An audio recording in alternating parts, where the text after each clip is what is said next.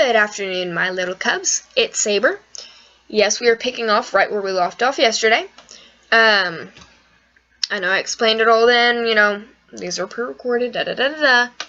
Anyways, let's get to it. Let's jump right in. Okay, red eyes. Forest light achieved, okay. There was a trio in a camp. They never split up. Their leader's name was Max, but everyone called him the Beast. There was a reason for that. If you accidentally bump into him in the shoulder during a walk, he will tear you apart like a pit bull. Okay, I want to comment on that. Pit bulls are not that bad. I'm sorry, I'm going off on a little bit of a tangent. Pit bulls are not that bad. They're actually very sweet, loving creatures. The only reason why they would attack is if they're trained to do so. Or, you get those few bad apples that do snap occasionally. But typically the only reason why a dog will attack is for good reason. In fact, our little, my channel's little, mascot, Rowdy, is part pit. So, I take offense slightly to that. And I just wanted to kind of clarify that not all pits are bad. Anyways, back to this. Look at him in the wrong way, and you're as good as dead. Even his friends used to get it. Fortunately, they were strong enough to settle him down. They were tough guys, too. He used to keep the entire camp at bay, but no one would report them because the Beast would take care of it.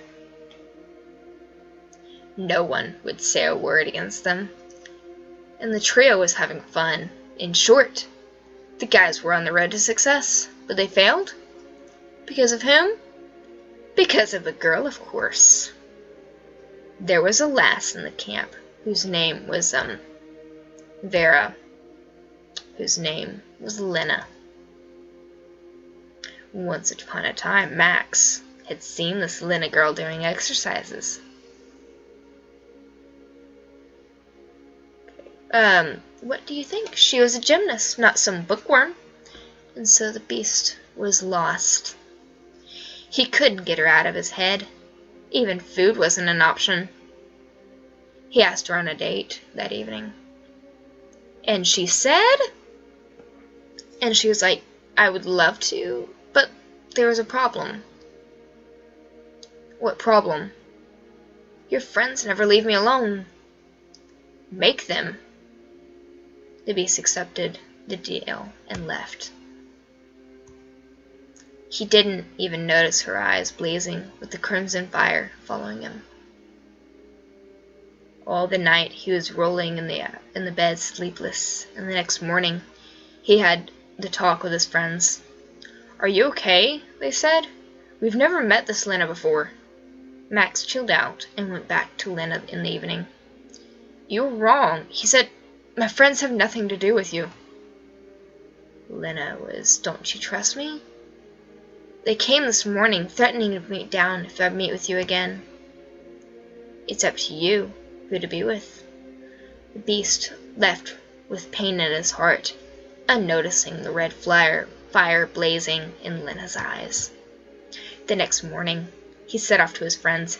Dang it, Beast, they said. We were with you all day. Have you seen us threatening someone? Who do you trust more, us or a stranger? The Beast was blinded by love, and so he promised that he would kill everyone who touched her. In the evening, he came back to the place and saw Lena. Look, Max, look what your friends did to me. She untied her shirt. As he saw red bruises on Lena's pale skin, frenzy filled his mind. I'll take care of them, he shouted. Wait! Lena caught his promise. You have already broken your promise. This time I need proof. Bring me their hearts. She put a blade in his hand. The Beast was about to throw it away, but she leaned on him and kissed him. I am waiting until the midnight. Now go. And Max was off with Lena's eyes following him. shining brighter than a Kremlin star in twilight. Beast waited until everyone was asleep. He snuck into the cabin and stabbed his friend in the chest. He came to the second one and stabbed him as well. That's how his friends died. Max cut their hearts out of their chests, wrapped them with a shirt, and went back to Lena. "Did you bring it?" Lena impatiently asked as she saw him closing in. He handed the hearts over to Lena and she took them.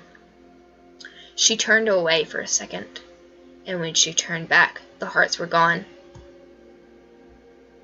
Only a blood drop on Lena's lip remained. Max was going to hug Lena, but she pushed him back. "What's wrong?" the beast exclaimed. "I've done as you asked." "Do you really think," the girl arrogantly said, "I'm gonna go out with the murderer of his own friends?" "But you've been beaten." "I faked it. I was testing how good a friend you are. Now beat it." Those words turned Beast back into reality. He knocked Lena down and stabbed her with the blade.